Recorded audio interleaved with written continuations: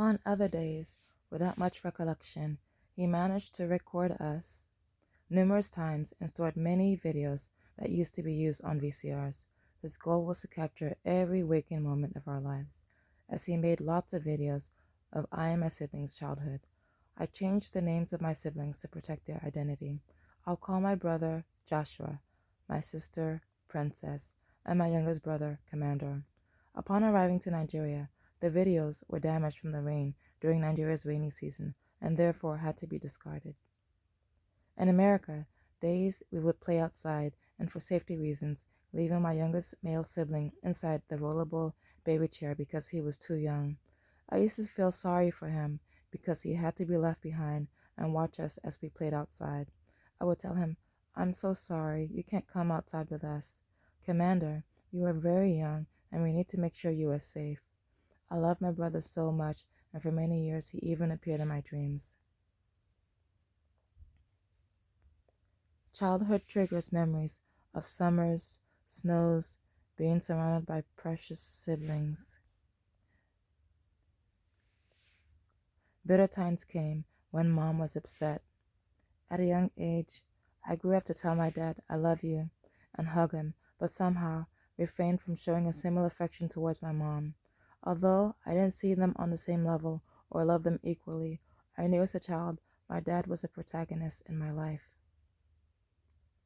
Chapter 2.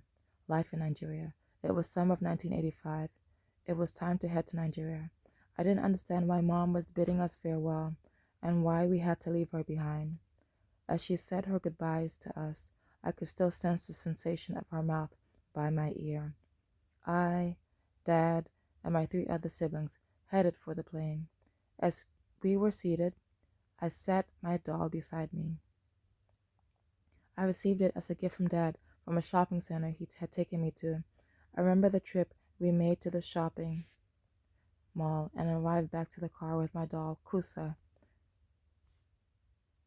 cradled in my arms. My sister strolled into the airplane as a bold woman with a lot of confidence. She was highly admired. The baby in the family was too young to have remembered the experience and was carried since he was still a toddler. On the plane headed to Nigeria, we landed there and headed to Lagos, to an area called Okoko, located in Nigeria. We lived in a large, spacious house split into 2 levels. When it rained heavily in Nigeria, there were gigantic ants marching in order towards their destination. All of us would come out of the house to watch them on their way home. Our neighbor lived upstairs. Their daughter was a teenager, so full of energy. She treated me as a younger sister and would oftentimes offer to braid my hair. Nigeria was hot and a dry place during the hot season, and moist and rainy during the wet season. Both seasons lasted 6 months.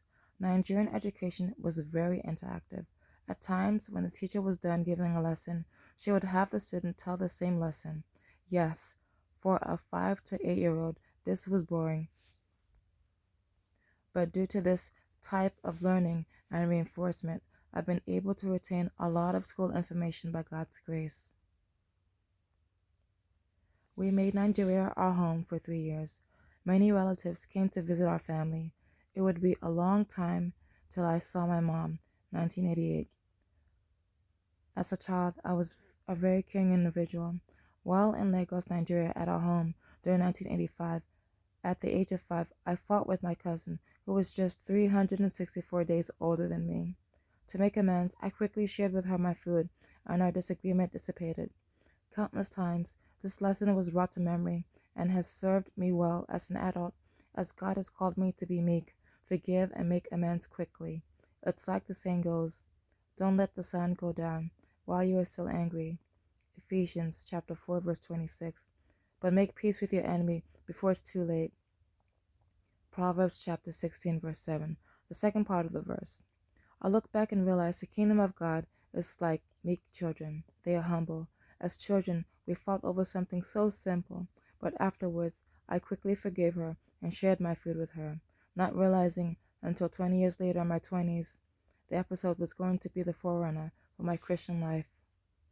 Imitating the humbleness and meekness of a child by quickly forgiving and making amends without guarding bitterness. This served as an example of how I ought to live as an adult.